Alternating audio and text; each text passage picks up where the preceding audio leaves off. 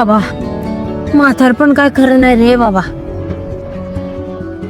आई काय झालं? कसं का पडली? काय झालं तुला? मी काय आता लय दिवस जगत नाही असं मला वाटत नाही. आपलं काय बोलायला? जे राहण्याची कागदपत्र सगळी गोळा कर.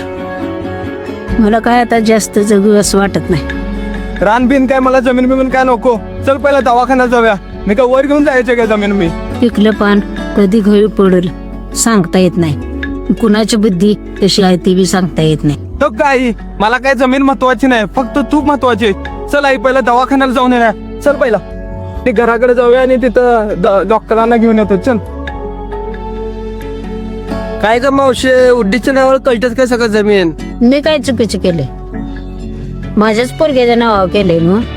मी काय आज आहे आणि उद्या नाही. अगं मावशी, तू त्याची आता जमीन नावावर केली तर तुला पुढे जाऊन तू बघेल कशावर. जगासारखं पोरग नाही माझं. माझं पोरग मयाळ आहे बाबा.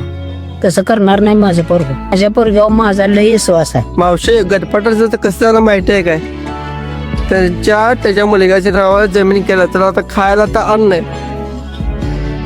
आईचं कान भरत असणार हा विनया. तर बघू आईचं माझ्यावर किती विश्वास आहे. मी पण जरा नाटकी करतो तिच्यासमोर. हा गणपती त्यानं पोराच्या नावावर केला, तो आता दिसदोडीला लागला.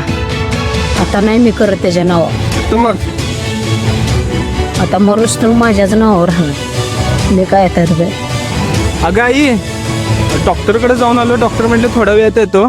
आणि तसंच मला तलाठी भेटला. तलाठीचं कसं काय करायचं? तलाट्याच वय बघू नंतर. मला आता बरं वाटायला आले. आईचा माझ्यावर लय विश्वास आता.